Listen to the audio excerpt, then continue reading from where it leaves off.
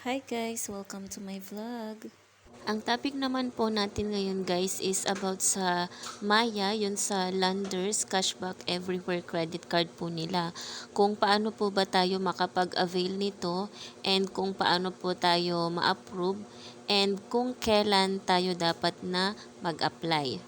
So una po guys, kailangan po meron po tayong active na Maya account para po ma-check po natin itong si Landers. So kung meron na po tayong Maya and ginagamit na po natin ito, so punta po tayo doon sa cards. Makikita nyo po doon merong Landers and meron din Maya Black kung may offer na po kayo ng Maya Black. So, pero una po, yung sa Landers, bago ka po makapag-apply ng cashback everywhere na credit card, kailangan po mag-member muna po tayo dito kay Landers.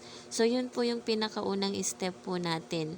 Hindi po tayo pwedeng mag-apply or maging waiting list sa cashback credit card kung hindi po tayo member ng Landers. So, pwede po tayong mag-member dito mismo sa Maya.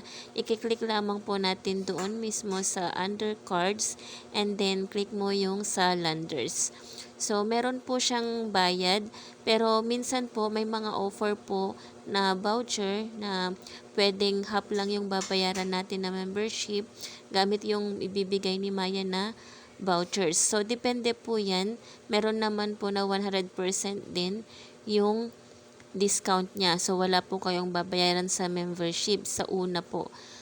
And then, yung membership fee po pala sa standard fees po, it's around 700 and then may premium din.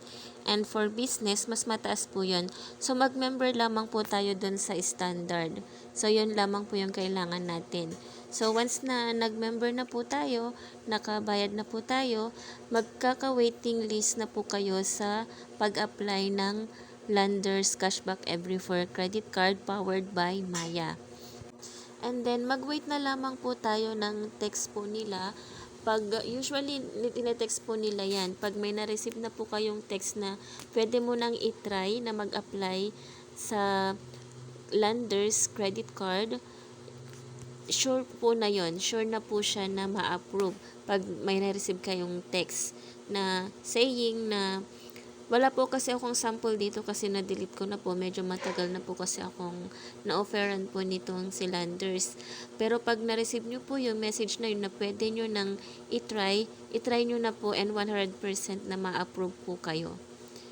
So, ayun po, yung pag-apply po is sa Maya app po mismo. So, punta lamang po kayo doon sa under card section and then i-click nyo yung cashback everywhere na Landers and i-follow nyo lamang po or input nyo lamang po yung mga hinihinging information and after, pag nasubmit nyo na po yun, after ilang minutes lamang po, nung sa time ko po nung trinay ko po, ilang minutes lamang po akong nag-antay and maya-maya naka-receive na po ako ng text saying na approve na po ako.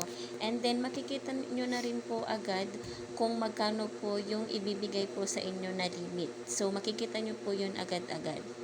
And regarding po sa limit, yung 30% po ng limit nyo na yun, pwede nyo po siyang i-cash advance. So, yun po, maging responsible lamang po tayo sa paggamit ng credit card since hindi naman po ito free money, kundi ito po ay inuutang or pinapahiram lamang po sa atin ng Maya. So, yun po, since wala pa po yung card po natin, since i-deliver pa lamang po ito sa atin, pwede naman na po natin siyang gamitin, through online payment. Like for sa Shopee, sa Lazada, i-input nyo lamang po yung mga information nyo doon, yung card details, sa virtual card details, pwede nyo na po siyang magamit agad-agad. So, yun lamang po. Kung meron po kayong katanungan or nalilito po kayo, pwede nyo pong i-comment sa comment section and sasagutin po natin yan. Thank you for watching.